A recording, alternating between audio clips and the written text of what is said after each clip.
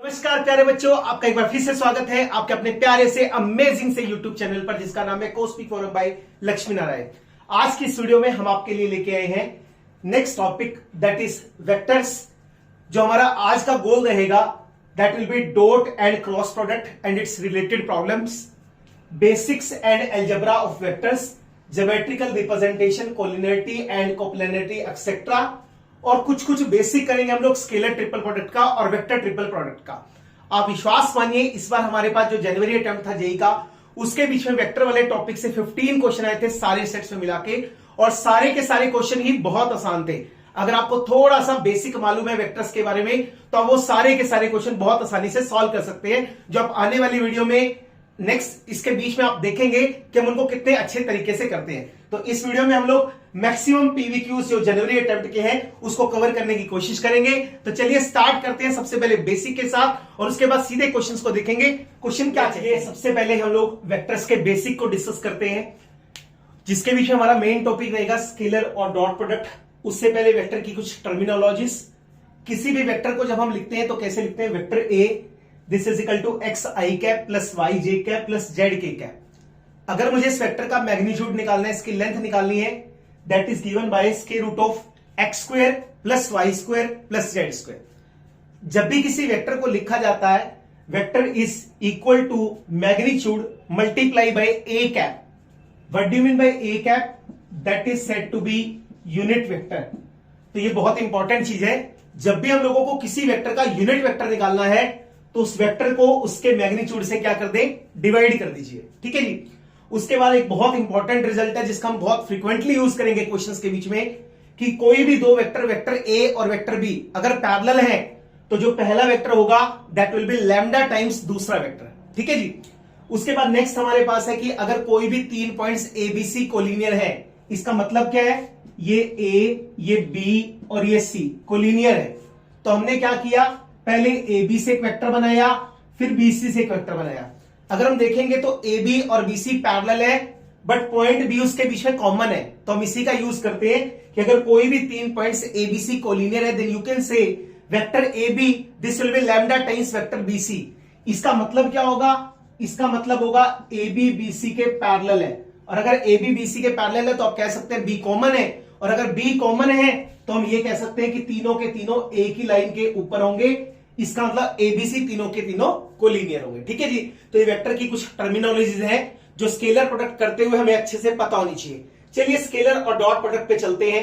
आपसे कहता है हमारे पास कोई भी दो नॉन जीरो वेक्टर है, एक वेक्टर ए है, एक वेक्टर बी है।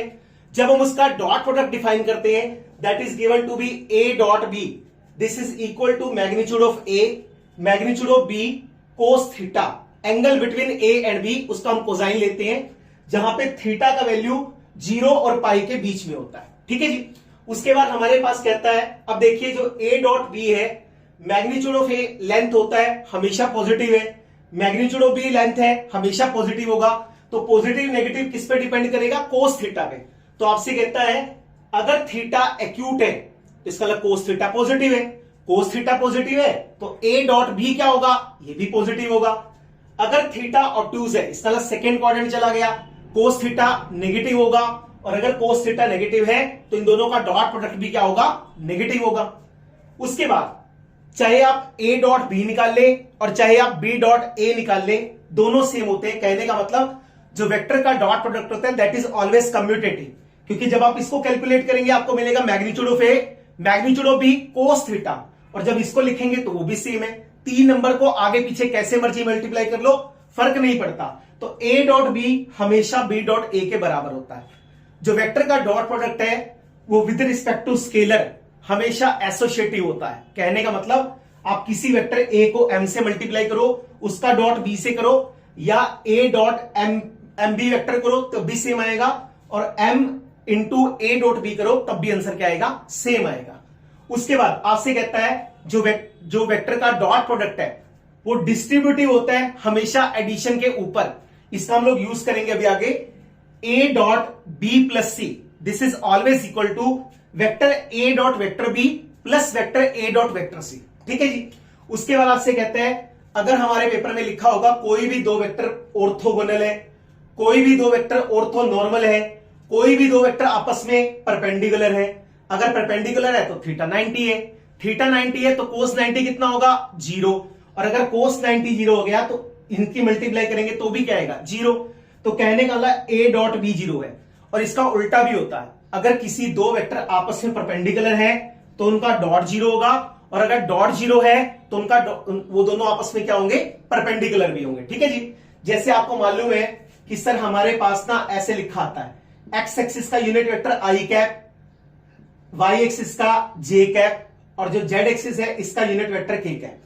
अब जो एक्स और वाई है वो आपस में परपेंडिकुलर है, इसका मतलब थीटा 90 है, तो इसका मतलब चाहे आप आई डॉट जे करो या जे डॉट आई करो, आंसर क्या आएगा 0, क्योंकि कोस 90 कितना होता है 0। जे डॉट के डॉट जे ये भी 0 होगा, आई डॉट के डॉट आई ये भी क्या होगा 0 होगा। ठीक है जी, क्योंकि हमने पढ़ा ना ए डॉट बी और बी डॉट ए हमेशा क्या होता है इक्वल होता है। उसके बाद अगर कोई भी दो वेक्टर आपस में पैरेलल है, इसका मतलब थीटा कितना है 0 है, अगर थीटा 0 है तो कोस 0 कितना होगा 1 होगा। वो हमने पहले ही पढ़ा कि vector A is equal to lambda times vector भी होगा, वहां से हम डिराइव कर सकते हैं a1 by a2, b1 by b2 और c1 बाई c2 बराबर होंगे। कहने का मतलब दोनों वेक्टर्स के कंपोनेंट जो हैं वो प्रोपोर्शनल होंगे। आप इसको देख सकते हैं, आई डॉट आई करेंगे, एंगल 0 है तो मैग्नीट्यूड ऑफ आई कोस 0, तो आई का मैग्नीट्यूड 1, आई का मैग्नीट्यूड 1, कोस 0 भी 1, तो इसका मतलब I dot I 1, J dot J भी 1 और के डॉट के भी क्या आएगा 1 आएगा। इसका एक बहुत बेहतरीन एप्लीकेशन है जिसको मैं बहुत बहुत बहुत बहुत बहुत ज्यादा यूज करूंगा क्वेश्चन करने में। जब भी मुझे किसी वेक्टर का मैग्नीट्यूड निकालना है, आपके दिमाग में सिर्फ दो ही तरीके हैं, अगर मुझे किसी वेक्टर का मैग्नीट्यूड निकालना है या तो आप इस तरीके से मैग्नीट्यूड निकालेंगे कि हमें वेक्टर दे रखा है, उसके कंपोनेंट दे रखे हैं square root of X square plus Y square plus Z square. अगर ऐसा नहीं दिया है और मुझे मैग्नीट्यूड की जरूरत है तो मैं सेम वेक्टर को सेम वेक्टर के साथ डॉट कर दूंगा। जब आप सेम वेक्टर को सेम वेक्टर से डॉट करेंगे क्या मिलेगा, मैग्नीट्यूड ऑफ ए कोस 0। अब आपको मालूम है कोस 0 का वैल्यू कितना होता है 1, तो ए वेक्टर का magnitude that will give you magnitude of A square. ये मोस्ट इंपॉर्टेंट प्रॉपर्टी है, बहुत सारे क्वेश्चन में हम इसको फ्रीक्वेंटली यूज करेंगे, आपको पता होनी चाहिए। मुझे वेक्टर का मैग्नीट्यूड निकालना है तो सेम वेक्टर को सेम वेक्टर के साथ डॉट कर दीजिए। ठीक है जी। उसके बाद हमारे पास आगे आता है कि अगर हमारे पास क्या है, अगर वेक्टर ए और वेक्टर बी कोई भी दो वेक्टर हैं तो हमने डिफाइन किया vector A dot B this is equal to magnitude of A magnitude of B cos theta. तो अगर आपको एंगल निकालना है दोनों वेक्टर के बीच में तो सिंपल सी चीज है, दोनों वेक्टर को डॉट कर दो और उसके मैग्नीट्यूड से क्या कर दो डिवाइड कर दीजिए। उसके बाद देखिए हमारे पास क्या है, component form of dot product. तो अगर हमें कोई भी दो वेक्टर रैंडमली दे रखे हैं और आपसे कहते हैं कंपोनेंट फॉर्म में इसका डॉट प्रोडक्ट कैसे निकाल सकते हैं, तो पहला वेक्टर हमारे पास ये है, दूसरा वेक्टर हमारे पास ये है, हमें दोनों का डॉट करना है तो डॉट लिख दिया हमने बीच में। फिर हमने आपको क्या बताया था, जो वेक्टर का डॉट है वो हमेशा एसोसिएट क्या होता है डिस्ट्रीब्यूटिव होता है, किस पे एडिशन पे। तो आप इसको लिखो, क्या लिखोगे आप इसको लिखोगे a1 a2 i dot i, फिर क्या लिखोगे a1 a2 i dot j, फिर क्या आएगा a1 c2 i dot k। ऐसे b के साथ लिखे क्या लिखेंगे b1 a2 j dot i, फिर क्या आएगा b1 b2 j dot j, फिर क्या आएगा b1 c2 j dot k, फिर c से मल्टीप्लाई कीजिए। हमने पढ़ा ना एडिशन डिस्ट्रीब्यूटिव होता है किस पे डॉट के ऊपर, सॉरी जो डॉट है वो एडिशन पे डिस्ट्रीब्यूटिव होता है। क्या लिखेंगे दैट विल बी c1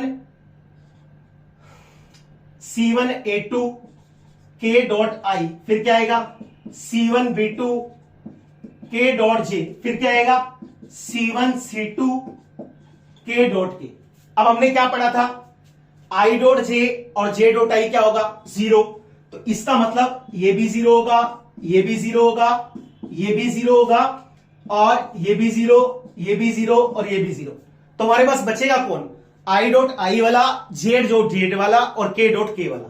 तो जैसे आपने इसको लिखा तो हमें मिलेगा a dot b, this is given to be a1 a2 b1 b2 c1 c2। कहने का मतलब क्या है, क्योंकि i डॉट i 1 है, j डॉट j भी 1 है और k डॉट k भी क्या है 1 है, सिंपल सी कहानी, तो हमने इसके बीच में लगाया। तो कहने का मतलब क्या है, जैसे मान लो मेरे पास लिखा है 3i cap 2j cap 4k cap, एक वेक्टर लिखा है 2i cap minus 3j cap plus 6k cap. आपसे कहते हैं इसका डॉट निकालना है, तो डॉट कैसे निकाल सकते हैं?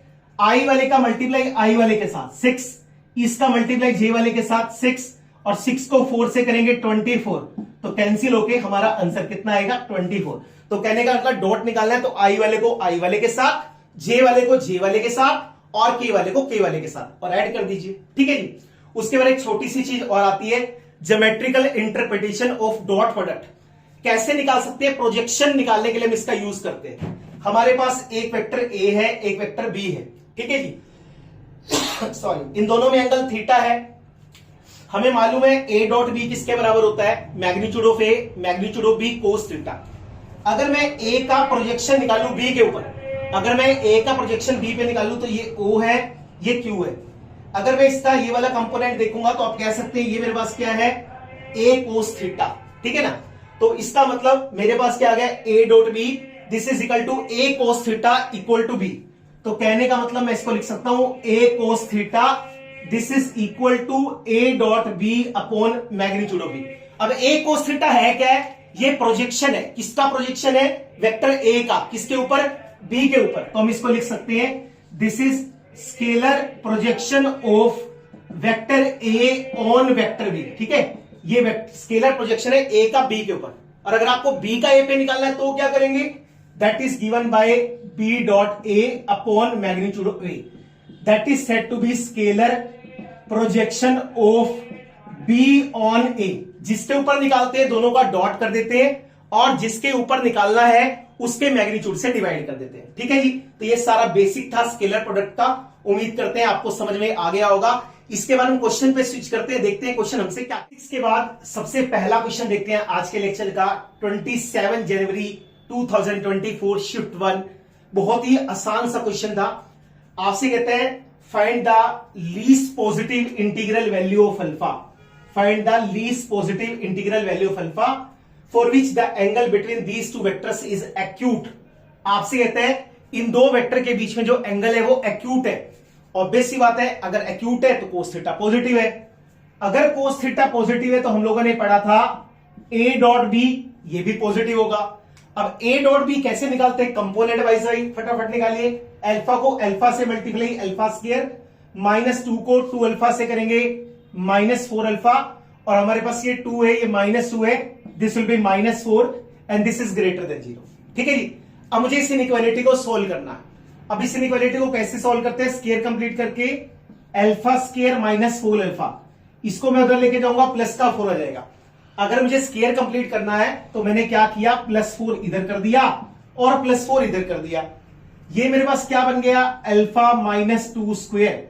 8 को मैं लिख सकता हूं 2√2 स्क्वायर। अब इसको इधर ले आओ, alpha -2 square -2√2 square, this is greater than 0। a square minus b square, तो ब्रेक कीजिए, अल्फा -2 प्लस का √2 और alpha -2 this is greater than 0। ये हमारे पास नंबर लाइन है। तो हमारे पास दो क्रिटिकल पॉइंट निकलेंगे। नंबर 1 हमारे पास आएगा 2 -2√2, इसको 0 करूंगा तो ये बनेगा 2 प्लस का 2√2। ठीक है जी। उसके बाद साइन स्कीम लगाएंगे इसके बीच में। साइन स्कीम कैसे लगेगी? सर अल्फा स्क्वायर का कोफिशिएंट पॉजिटिव था, हमने यहां से स्टार्ट किया पॉजिटिव, नेगेटिव और पॉजिटिव। तो इसका मतलब जो अल्फा है वो अल्फा की वैल्यू क्या होगी?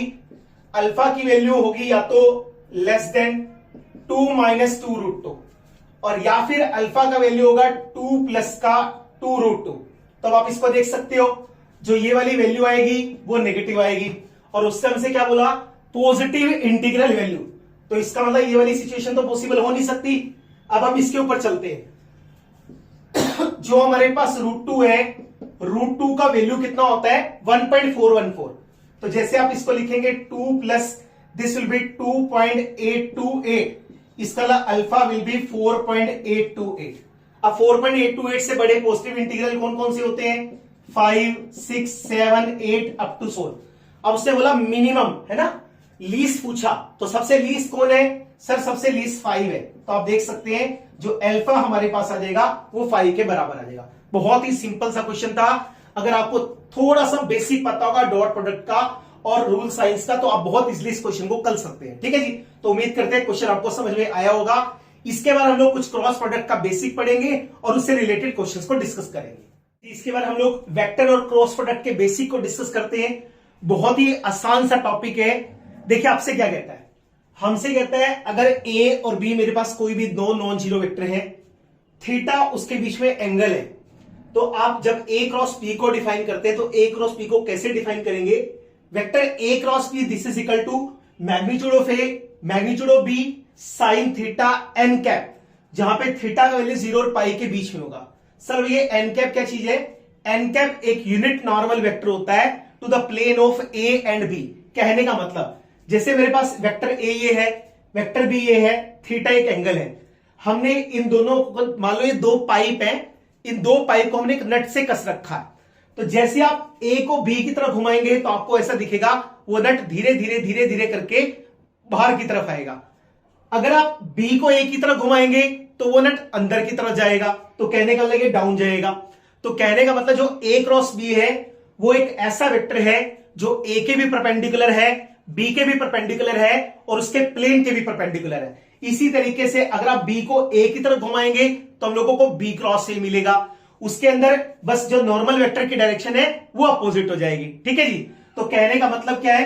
ए cross B is equal to magnitude of A magnitude of B sine theta N cap. इसके बीच में ना बच्चों को हमेशा कंफ्यूजन रहती है दो चीजों के बारे में। एक चीज वो हमसे पूछेगा एक ऐसा वेक्टर निकालो जो ए और बी के प्लेन के परपेंडिकुलर है, तो आपको समझना होगा वो वेक्टर जो दोनों के परपेंडिकुलर होगा that will be either A cross B और बी क्रॉस ए। तो ए क्रॉस बी और बी क्रॉस ए ऐसे वेक्टर हैं जो ए और बी के प्लेन के परपेंडिकुलर होंगे। सेकंड नंबर पे हमसे कहता है unit vector perpendicular to plane of A and B. अब आप देखिए जो ये यूनिट वेक्टर है इसका डायरेक्शन कौन सा है? जो ए क्रॉस बी का है, तो ए क्रॉस बी का यूनिट वेक्टर निकाल दो। कहने का मतलब या तो आप निकालेंगे ए क्रॉस बी कैप या फिर आप निकालेंगे बी क्रॉस ए कैप। अब यूनिट वेक्टर कैसे निकलता है? उस वेक्टर को उसके मैग्नीट्यूड से डिवाइड कर दो।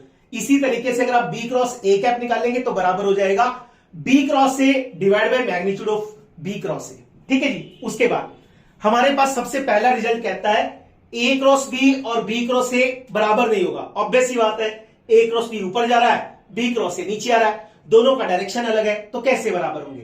सेकंड नंबर पे विद रिस्पेक्ट टू स्केलर जो क्रॉस प्रोडक्ट है वो एसोसिएटिव होता है। M of A cross B this is equal to M of A cross B और ए क्रॉस एम बी, सबका आंसर सेम आता है। तीसरी चीज जो क्रॉस है वो एडिशन के ऊपर डिस्ट्रीब्यूटिव है, तो A cross B plus C this is equal to A cross B plus A cross सी।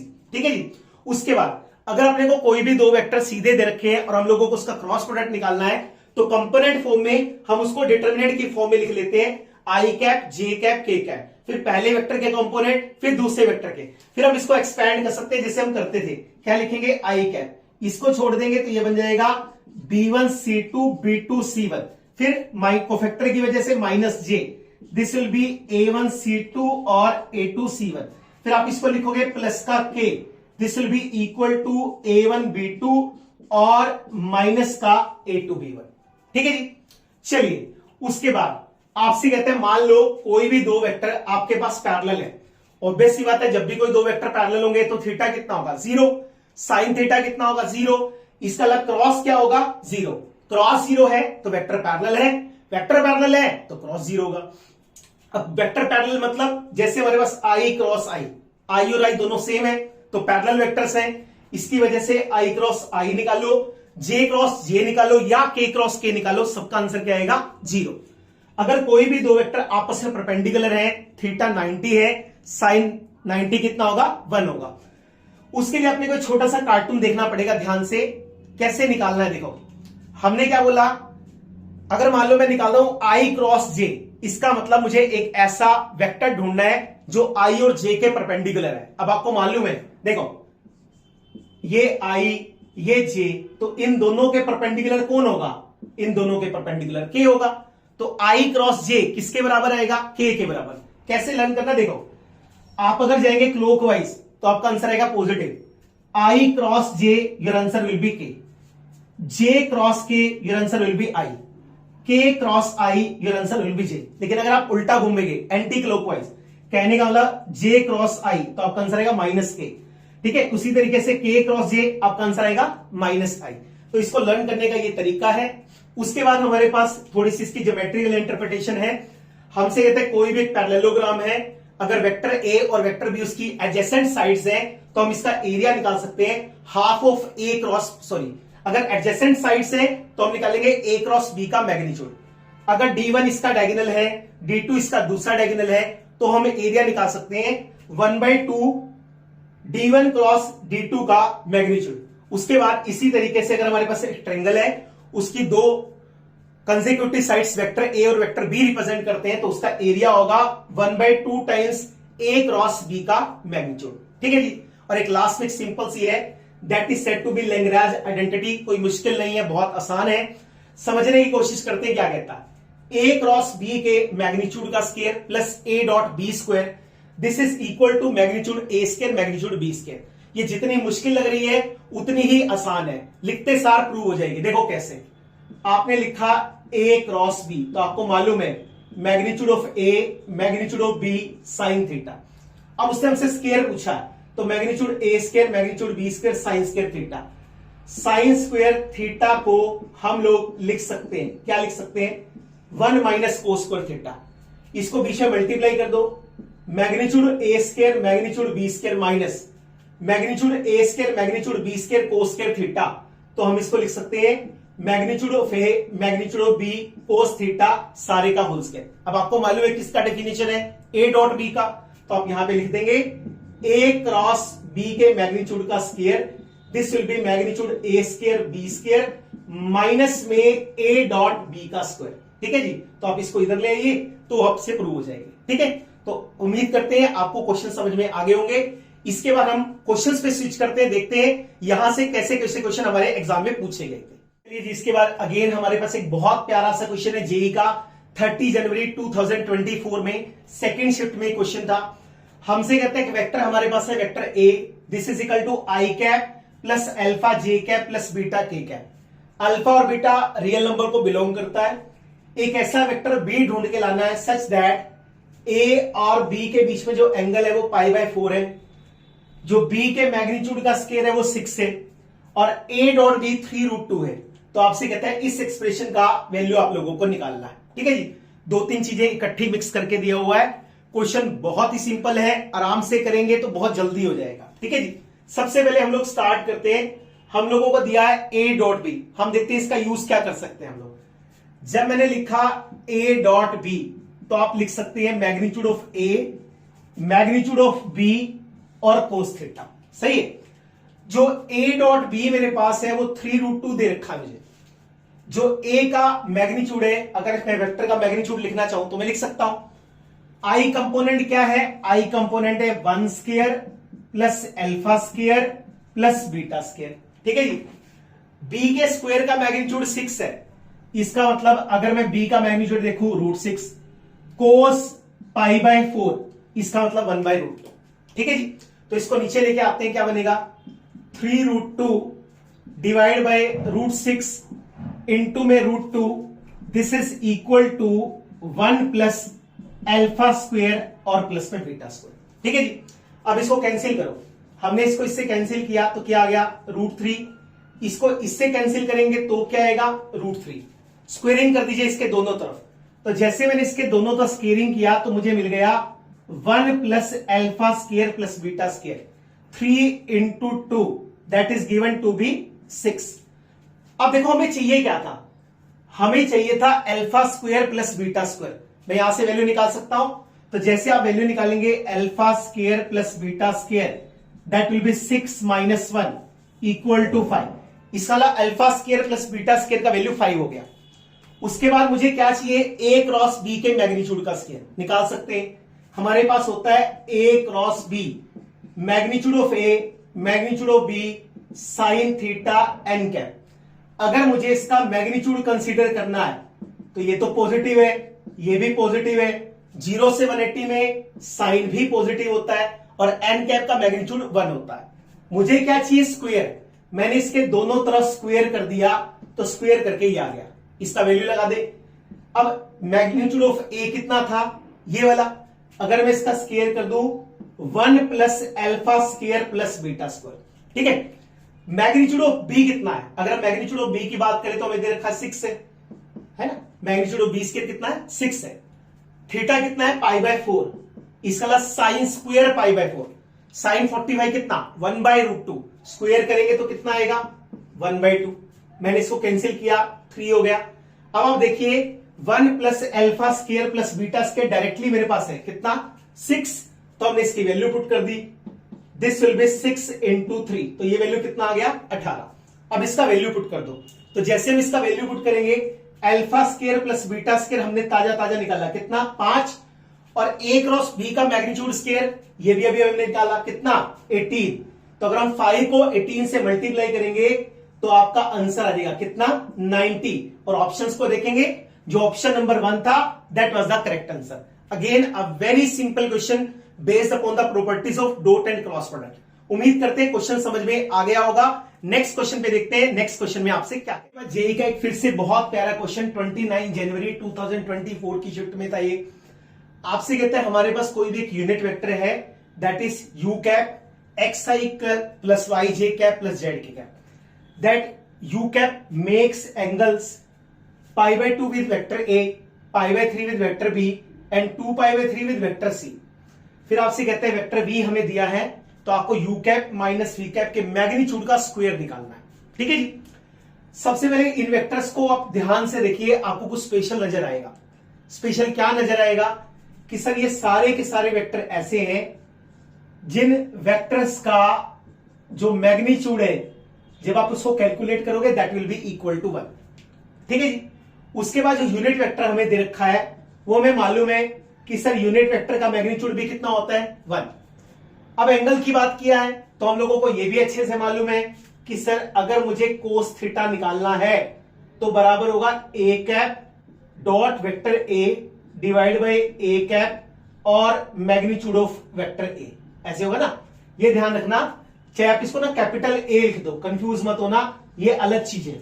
इसको हमने कैपिटल ए लिख दिया, ठीक है। अब इन दोनों के बीच में एंगल कितना है? π/2। और आपको बहुत अच्छे से मालूम है कोस π/2 इज 0। तो जैसे मैं यहां लिखूंगा तो ये उधर जाके सारा का सारा ही क्या हो जाएगा? 0। तो इसका मतलब vector A dot A cap this will B 0। अब हम कंपोनेंट वाइज मल्टीप्लाई करते हैं। ये 1/√2 है, वहां पे 1 बाय क्या था हमारे पास? हाँ ये x है, तो हमारे पास बन जाएगा x/√2। उसके बाद वहां पे क्या है? k कैप, इसका मतलब z/√2 इक्वल टू 0। तो आप यहां से बोल सकते हैं कि सर x प्लस जेड का जो वैल्यू होगा 0 होगा। सेकेंड वाले की बात करते हैं, जो u कैप है वो वेक्टर b के साथ कितना एंगल बनाता है? π/3 का। तो हम यहां पे लिखते हैं कोस π/3 u cap dot b upon magnitude of u और मैग्नीट्यूड ऑफ b, ऐसा हो जाएगा। कोस π/3 का मतलब कोस 60, कोस 60 का मतलब 1/2। जब आप इसके साथ डॉट करेंगे तो आपको मिलेगा y/√2 z/√2 equal two upon में क्या आएगा? यू कैप का मैग्नीट्यूड 1 और वेक्टर बी का मैग्नीट्यूड भी 1। तो आप यहां से देख सकते हैं y प्लस z√2/2, हमने इसको कैंसिल किया तो y प्लस z 1/√2 आ गया। सेम अगले वाले पे चलेंगे, फिर हमारे पास क्या है? Cos 2π/3 this will be U cap dot C upon U cap का मैग्नीट्यूड और वेक्टर सी का मैग्नीट्यूड। कोस 120 का वैल्यू हमें मालूम है -1/2। जब आप इसके साथ लिखेंगे तो आपके पास क्या आएगा? This will B x/√2 y/√2, इसका मैग्नीट्यूड भी 1 और इसका मैग्नीट्यूड भी 1। तो हमारे पास क्या आ जाए? इसके बाद हमने क्या करना है? x प्लस वाई में इक्वेशन बनाना है। x plus Y this will be equal to √2 पर चला जाएगा, ये माइनस का 2 है, इसको कैंसिल करेंगे 1/√2। तो हमारे पास इक्वेशन बन जाएगा x plus Y is equal to -1/√2, ठीक है। तो z किसके इक्वल है? -x के इक्वल है, तो z का वैल्यू इसमें पुट कर दो। जैसे z का वैल्यू आप पुट करेंगे -x प्लस का y this will be equal to 1/√2, ठीक है। अब ये दोनों इक्वेशन है x और y में, हम इनको ऐड कर सकते हैं। तो जैसे मैं इसको ऐड करूंगा x से x कैंसिल हो जाएगा, मेरे पास बचेगा 2y this will be equal to 0 so y will be equal to 0। तो y का वैल्यू 0 आ गया, ठीक है। जैसे y का वैल्यू 0 आएगा इसमें पुट कर दो, तो minus X plus 0 equal to 1/√2। तो x का वैल्यू आ गया -1/√2। z किसके इक्वल है? माइनस एक्स के, so z will be equal to minus 1/√2 हो गया। तो आप यहां से देखो u कैप मेरे पास कितना आ गया, तो u कैप मेरे पास आ गया माइनस का 1/√2 i कैप, 0 j कैप और 1/√2 k कैप।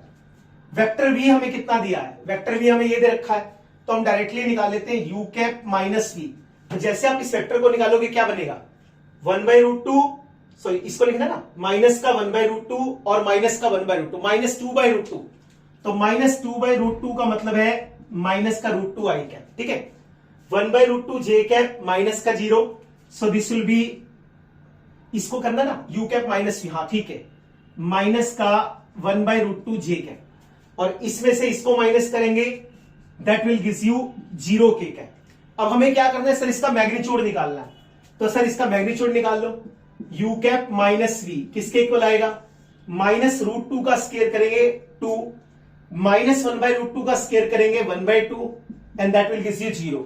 सो हमारे पास आएगा u cap minus vector v, this is equal to 5/2। अब मुझे क्या चाहिए? स्क्वायर चाहिए।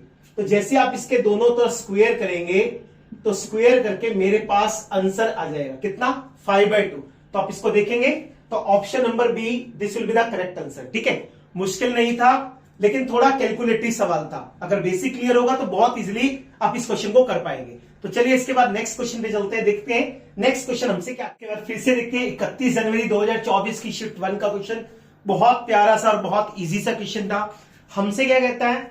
हमें 3 वेक्टर दिए हैं, vector A, vector B, vector C. फिर हमसे कहता है जो वेक्टर पी है वो इस कंडीशंस को सेटिस्फाई करता है। आपसे कहता है पी का इस वेक्टर के साथ डॉट जो है वो क्या आएगा। सबसे पहले आपको ये फोकस करना है कि हम लोगों को क्या गिवन है। हम लोगों को 2 कंडीशन गिवन है। सबसे पहले p cross b is equal to c cross b, and the second one is p dot a is equal to 0। तो इनको सोल्व करने की कोशिश करते हैं। सबसे पहले मैं इसको उठाता हूं, मेरे पास क्या लिखा है? p cross b। ये जो c क्रॉस b है, अगर मैं इसको इधर लेके आऊंगा, this will be c cross b equal to 0 vector, ऐसा बन जाएगा। क्योंकि मैंने आपको बताया था जो क्रॉस है वो हमेशा एडिशन सब्ट्रैक्शन पर डिस्ट्रीब्यूटिव होता है। तो हम इसको लिख सकते हैं p minus C cross b, this will be equal to 0, ठीक है जी। किसी भी 2 वेक्टर का क्रॉस 0 है। अगर किसी भी 2 वेक्टर का क्रॉस 0 है, इसका मतलब दोनों वेक्टर क्या है? पैरेलल है। अगर ये दोनों वेक्टर पैरेलल है तो p minus C, this will be lambda times b। तो मैं यहां से कह सकता हूं कि सर जो p मेरे पास आएगा, this will be c times c plus lambda b, ठीक है जी। तो इसका मतलब अगर मुझे p निकालना है तो उसके लिए c और b मुझे चाहिए, और साथ में लैम्डा का वैल्यू चाहिए। सर लैम्डा का वैल्यू कैसे निकालेंगे? वो हमारे लिए सबसे ज्यादा इंपॉर्टेंट है। हमारे पास एक कंडीशन और भी दिया है। वो कंडीशन दिया है कि p डॉट a जो हमारे पास है वो 0 के बराबर है। सर मैं इसका यूज कैसे कर सकता हूं? इसका यूज करने के लिए मैंने क्या किया, इसके दोनों तरफ a से डॉट ले लिया। तो सर जैसे मैं डॉट लूंगा तो क्या बनेगा? p dot p equal to क्या आएगा? c dot a plus lambda times b dot a, ऐसा देगा। सर इसका फायदा क्या है? सर इसका फायदा यह है कि हम लोगों को दे रखा है p डॉट a 0 के बराबर है, तो हमने p डॉट a 0 कर दिया। c डॉट a बहुत इजी है निकालना। ये क्या बनेगा? 3 माइनस 3 और माइनस 8। तो मेरे पास बन जाएगा 3 माइनस 3 और माइनस 8 प्लस में लैम्डा। फिर मेरे पास क्या है? b dot a। b का डॉट निकालिए के साथ, 4 3 12 आ जाएगा। उसके बाद मेरे पास क्या है? प्लस का 1 और माइनस का 14। तो हम यहां से देख सकते हैं this will be equal to minus 8 plus में लैम्डा, 13 में से 14 जाएगा माइनस 1। तो आप यहां से देख सकते हैं कि सर जो लैम्डा मेरे पास आएगा 8 के बराबर आएगा। अगर लैम्डा मेरे पास 8 के बराबर आएगा फिर तो समस्या ही खत्म हो गई। हमारे पास p आ गया c। लैम्डा का वैल्यू कितना है? लैम्डा का वैल्यू है -8, सो this will B -8 times b। तो इसमें c और b का वैल्यू निकाल के हम p निकाल सकते हैं। तो फटाफट से करते हैं। c मेरे पास क्या है? i cap minus 3j cap plus 4k cap. -8b का मतलब है माइनस का 32i माइनस का 8j और माइनस का 56k। सब्ट्रैक्ट कीजिए, कितना बन गया? माइनस का 31 आई कैप, माइनस का 3J और माइनस का 8J, माइनस 11J, 4K में से 56 के जाएगा तो आप इसको लिख सकते हैं माइनस का 52K कैप। तो ये मेरे पास P आ गया। अब मुझे क्या चाहिए, यही तो चाहिए ना, P डॉट करना है, तो P को लिख लो यहां, कितना है माइनस 31 आई कैप, माइनस 11J कैप और माइनस 52K कैप। मुझे इसका डॉट करना है I minus J minus K के साथ, तो कंपोनेंट वाइज मल्टीप्लाई कर दे, क्या बन जाएगा माइनस 31 प्लस का 11 और प्लस का 52, तो ये हमारे पास कितना आ गया माइनस 31। इसको मैंने ऐड किया तो कितना बन गया 63 बन गया। 63 में से 31 जाएगा तो आपके पास कितना बचेगा 32। ऑप्शंस को ध्यान से देखेंगे तो आपको दिखेगा D option, this will be the correct option. ठीक है जी, तो उम्मीद करते हैं आपको क्वेश्चन समझ में आ गया होगा। जो कंडीशन दे रखी है उसी का ही हमें इस्तेमाल करना है, थोड़ी बुद्धिमत्ता पूर्वक। ठीक है जी, इसके बाद 29 जनवरी 2024 की शिफ्ट का एक बहुत प्यारा सा क्वेश्चन है। आपसे कहता है हमारे पास जो वेक्टर OA है वो A के बराबर है, जो OB है वो 12A प्लस 4B के बराबर है और OC B के बराबर है। O जो है वो एक ओरिजिन है, ऐसे एक पैरेललोग्राम है, उसके एडजेसेंट साइड्स OA और OC है। पहले इस डायग्राम को थोड़ा सा प्लॉट करने की कोशिश करते हैं। देखिए आपसे क्या कहता है, हमारे पास एक पैरेललोग्राम है ऐसे करके, हमने इसको लिखा OA है ना, जो S है उसके एडजेसेंट साइड कौन है OA और OC, तो ये OA OC और मैंने इसको D मान लिया। जो OA है वो मेरे पास किसके बराबर है, वो A के बराबर है। जो OC मेरे पास है वो किसके बराबर है सर, वो B के बराबर है। क्या मैं इस पैरेललोग्राम का एरिया निकाल सकता हूं, यस सर, बहुत इजी है। तो हम लोगों ने लिखा एरिया ऑफ पैरेललोग्राम, कौन सी OADC, जिसको हमने नाम दिया किसका S का। इसका एडजेसेंट साइड्स A और B है, तो जो इसका एरिया होगा that will B A cross B का मैग्नीट्यूड, फंडामेंटल प्रॉपर्टी। ठीक है जी, आगे क्या कहता है, फिर एक पैरेललोग्राम और है OABC। OABC मान लीजिए B यहां पर है, ठीक है, OABC, तो हमने इसको ऐसे ले लिया OA, ये हमारे पास क्या आ गया BC, ऐसे बन गया OABC। जो OB हमारे पास है वो कितना है, that is given to be 12A plus 4B, ऐसा आ गया। अब मुझे क्या निकालना है, इसका एरिया निकालना है, तो आप क्या लिखोगे एरिया ऑफ S, S का तो निकल गया ना, एरिया ऑफ OABC। ये भी एक पैरेललोग्राम है कि दो ट्रायंगल से मिलके बनता है, OAB से और OBC से। तो हमने क्या लिखा एरिया ऑफ ट्रायंगल कौन सी OAB plus area of triangle कौन सी OCB या OBC, जो भी आपका दिल करे। हमें ट्रायंगल का एरिया मालूम है 1/2, एडजेसेंट साइड कौन सी है ये दोनों, तो हम इसको लिख सकते हैं A क्रॉस 12A प्लस का 4B। ठीक है जी, अगले वाली ट्रायंगल का एरिया 1/2, उसके एडजेसेंट साइड्स कौन सी है B और कौन सी है 12A प्लस का 4B। ठीक है जी, हमें पढ़ा क्रॉस एडिशन पर डिस्ट्रीब्यूटिव होता है, तो हम इसको लिख सकते हैं 1/2, ये क्या बनेगा A मल्टीप्लाई 12A, इसको लिखूंगा प्लस A क्रॉस कितना आ जाएगा 4B। ठीक है, उसके बाद 1/2 इसको लिखेंगे B क्रॉस 12A और इसको मैं लिखूंगा तो आएगा B क्रॉस 4B।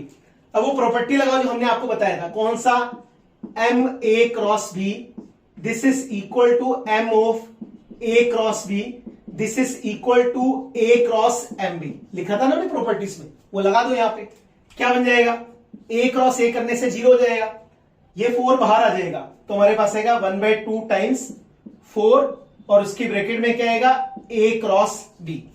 इसको मैं लिखूंगा 1/2, अगर हम इसकी बात करें तो B क्रॉस B करेंगे तो ये कितना होगा 0, तो हम इसको लिख सकते हैं this will B 12 times B cross A। अब आपको मालूम है सर जो A क्रॉस B का मैग्नीट्यूड होता है और B क्रॉस A का मैग्नीट्यूड होता है वो सेम होता है, तो 4 को बाहर निकाल लेंगे 1/2 बाहर आ जाएगा, so this will be 4 times magnitude A cross B। इसको मैं लिख सकता हूं 12 times magnitude of B cross A, क्योंकि ये दोनों के दोनों सेम है तो आप इसको क्या लिखेंगे 16/2 टाइम्स ए क्रॉस बी का मैग्नीट्यूड। इसको मैंने कैंसिल किया तो कितना आ गया 8। इसका वैल्यू पुट कर दीजिए। तो जब हम इसको देखते हैं तो इसका वैल्यू कितना है मेरे पास, इसका वैल्यू है 8 टाइम्स ए क्रॉस बी मैग्नीट्यूड, और एस तो बिल्कुल नॉर्मल था, है ना। इसका कितना है ए क्रॉस बी, ये इससे कट गया तो इसका रेशियो कितना बनेगा 8:1। आंसर को देखते हैं। जब आंसर को देखते हैं तो आपके पास ऑप्शन नंबर डी करेक्ट आ रहा है, जिसका आंसर 8 है। ठीक है, नॉर्मल सा क्वेश्चन है, बिल्कुल सिंपल सा। एक बार थोड़ा सा डायग्राम सही तरीके से करना है। अगर आपको थोड़ा सा दिक्कत है तो आप इसको ऐसे भी कर सकते हो ना, ए यहां ले लो, थोड़ा और ज्यादा अच्छा समझ में आ जाएगा आपको, ऐसे करके यहां बी, ठीक है, और इसको मिला देंगे ऐसे करके, ये बन जाएगा ओ ए B C, O A B और सी, ऐसा बन जाएगा। ठीक है जी, तो उम्मीद करते हैं क्वेश्चन आपको समझ में आ गया होगा। इसके बाद हम लोग स्केलर ट्रिपल प्रोडक्ट पे चलते हैं और वेक्टर ट्रिपल प्रोडक्ट की कुछ प्रॉपर्टीज को डिस्कस करते हैं और इससे रिलेटेड क्वेश्चंस को देखते हैं कैसे क्वेश्चन एग्जाम में पूछेंगे। इसके बाद स्केलर ट्रिपल प्रोडक्ट और वेक्टर ट्रिपल प्रोडक्ट की कुछ बेसिक प्रॉपर्टी डिस्कस करते हैं। हमसे कहते हैं अगर हमारे पास ए बी सी कोई भी तो 3 नॉन जीरो वेक्टर्स हैं तो स्केलर ट्रिपल प्रोडक्ट को हम डिफाइन करते हैं ए डॉट बी क्रॉस सी। इसको ऐसे भी लिखा जाता है ए बी सी का बॉक्स। कैसे सॉल्व करते हैं हम लोग इसको, आपको मालूम है बी क्रॉस सी एक वेक्टर है, ये भी एक वेक्टर है। किसी दो वेक्टर का डॉट करेंगे अगेन आपको स्केलर मिलेगा, तो इसकी स्केलर फॉर्म कहती है। हमारे पास 3 वेक्टर दे रखे हैं तो हम इसको डिटर्मिनेंट की फॉर्म में कैलकुलेट कर सकते हैं। ठीक है जी, उसके बाद फिर हमसे क्या कहता है, अगर कोई भी 3 वेक्टर स्केलर से मल्टीप्लाई है और हम लोगों को उसका स्केलर ट्रिपल प्रोडक्ट निकालना है तो प्रॉपर्टी कहती है एल एम एन बाहर आ जाएंगे, तो हम इसको लिख सकते हैं L M N scalar triple product किसका, ए बी सी का।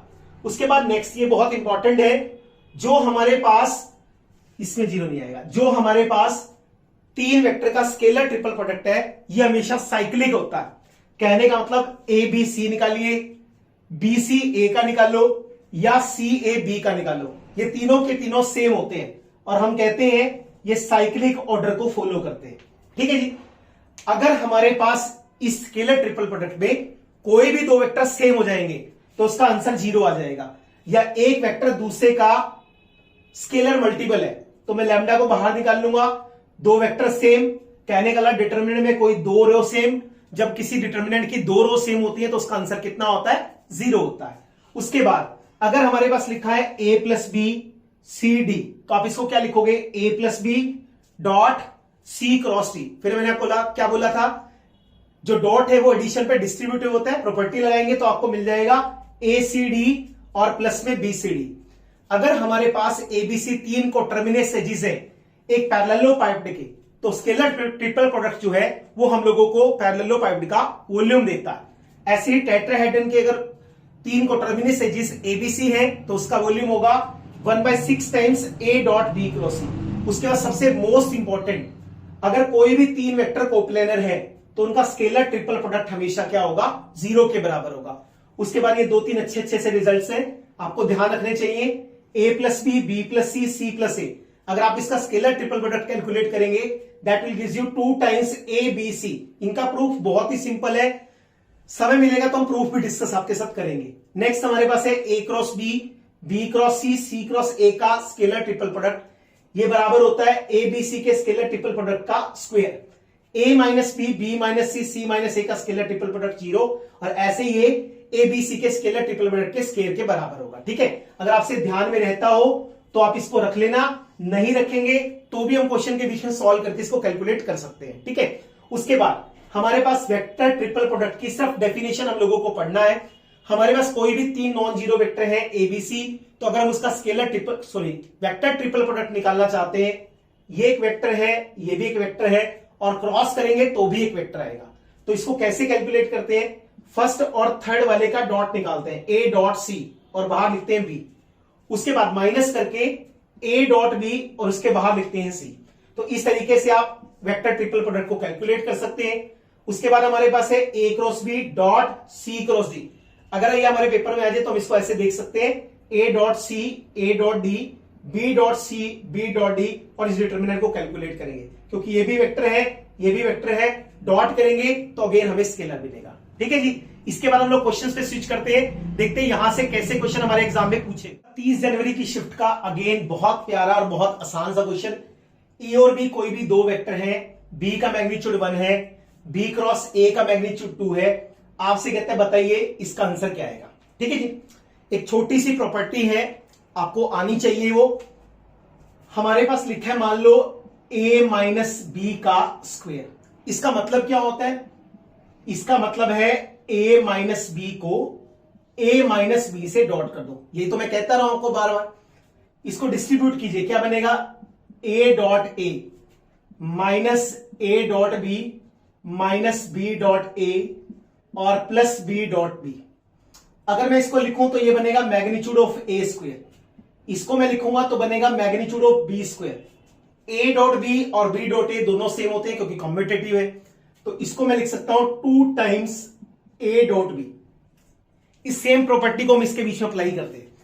अगर अप्लाई करेंगे तो क्या बनेगा?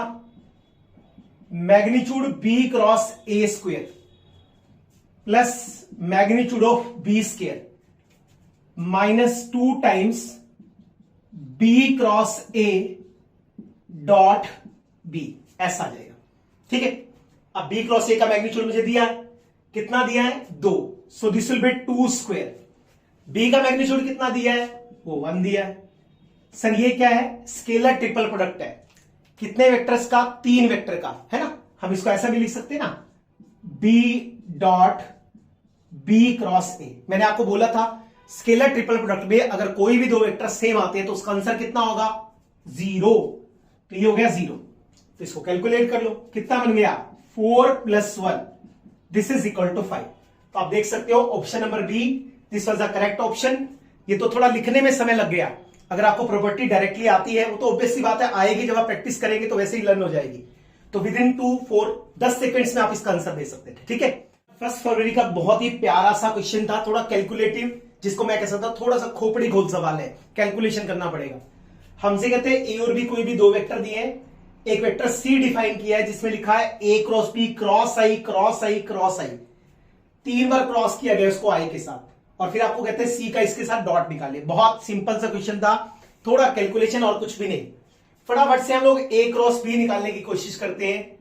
जैसे मैं ए क्रॉस बी को कैलकुलेट करूंगा तो ए क्रॉस बी मेरे पास कितना आ जाएगा? हम इसको लिखते हैं, this will be I cap J cap K cap, -5 1 और -3 1 2 and -4। This is equal to I cap -4 + 6, this is minus J cap 20 और प्लस का 3, and this is K cap. कितना बन जाएगा? दिस विल बी -10 और -1। तो हमारे पास आएगा this will be 2 I cap -23 J cap and minus का 11 के कैप। ठीक है, अब मुझे क्या करना है? सबसे पहले ए क्रॉस बी का क्रॉस करना है आई के साथ। सो ए क्रॉस बी का क्रॉस किया मैंने आई के साथ, 2 आई कैप -23 जे कैप -11 के कैप। इसका क्रॉस करेंगे आई के साथ, तो जैसे आप आई के साथ क्रॉस करेंगे क्या आ जाएगा? आई क्रॉस आई 0, जे क्रॉस आई उल्टा जा रहा है ना, तो माइनस का क्या बन गया? जे क्रॉस के, फिर माइनस का 11 के क्रॉस आई, क्या बन जाएगा? जे क्रॉस के। क्या आएगा ना, मैंने आपको बताया था आई जे और के। जब मैं जे क्रॉस के करूंगा तो मुझे क्या मिलेगा? आई। सो माइनस का 23 आई कैप। के क्रॉस आई करूंगा तो मुझे क्या मिलेगा? जे, तो माइनस का 11 जे। ठीक है, अब इसका क्रॉस करना है आई के साथ दोबारा से। चलिए, ए क्रॉस बी क्रॉस आई, उस सारे का क्रॉस एक बार फिर से आई के साथ। जब मैं इसके साथ करूंगा तो मुझे क्या मिलने वाला है? देखो, सॉरी गलत लिख दिया ना मैंने, थोड़ा सा गड़बड़ हो गया। आई क्रॉस आई किया, यहां लिखेंगे हमारे पास क्या आएगा? जे क्रॉस आई आएगा। सॉरी, जे क्रॉस आई आ जाएगा। जब आप जे क्रॉस आई करेंगे तो क्या आएगा? जे क्रॉस आई करेंगे तो क्या आएगा? जे क्रॉस आई करने उल्टा गया तो माइनस का के, सो दिस विल बी प्लस का के हो जाएगा। ठीक है, ये आ जाएगा। अब इसको यहां लिख दो। इसको क्रॉस किसके करना है? आई के साथ। तो मेरे पास क्या बन गया? 23 के क्रॉस आई माइनस का 11 जे क्रॉस आई। अब मैं k का क्रॉस i के साथ करता हूं, तो जैसे ही k का क्रॉस i के साथ क्या कितना आ गया j, तो आप लिखोगे 23j, और j का क्रॉस i के साथ करेंगे तो क्या आएगा -k, so this will B 11k cap. ठीक है जी। फिर हमने क्या किया, हमने इसका क्रॉस एक बार दोबारा से करना है, किसके साथ, i के साथ, तो ये क्या बन जाएगा 23। j का क्रॉस i के साथ करें, तो जैसे j का क्रॉस i के साथ करेंगे तो आपको क्या मिलेगा -k कैप, और k का क्रॉस i के साथ करेंगे तो क्या मिलेगा j मिलेगा, सो दिस विल बी 11j। तो हमारे पास जो वेक्टर बन गया वो क्या बन गया, वेक्टर c 11j और माइनस का 23k। अब मुझे इस वेक्टर का डॉट करना है इस वाले वेक्टर के साथ, तो i वाला कंपोनेंट तो है नहीं, सो -1 इंटू 0, फिर 11 इंटू 1, तो आपने इसको लिखा 11 इंटू 1, फिर -23 इंटू 1, तो हमारे पास कितना आ जाएगा 11 माइनस 23। 11 में से 23 को माइनस करेंगे तो कितना आएगा -12। ऑप्शन को ध्यान से देखेंगे तो आपको दिखेगा A option, so A option is the correct answer. उम्मीद करते हैं क्वेश्चन आपको समझ में आ गया होगा। वेरी सिंपल क्वेश्चन, थोड़ा सा कैलकुलेटिव था, इससे ज्यादा इसमें कुछ भी नहीं था। तो उम्मीद करते हैं आज के स्टूडियो लेक्चर में जितने भी क्वेश्चन आपको कराए गए आपको सारे अच्छे से समझ में आ गए होंगे। अच्छे से अच्छी पढ़ाई करते रहिए, मेहनत करते रहिए। नेक्स्ट वीडियो में मिलेंगे इससे भी बेहतरीन क्वेश्चंस के साथ, तब तक के लिए बेस्ट ऑफ लक।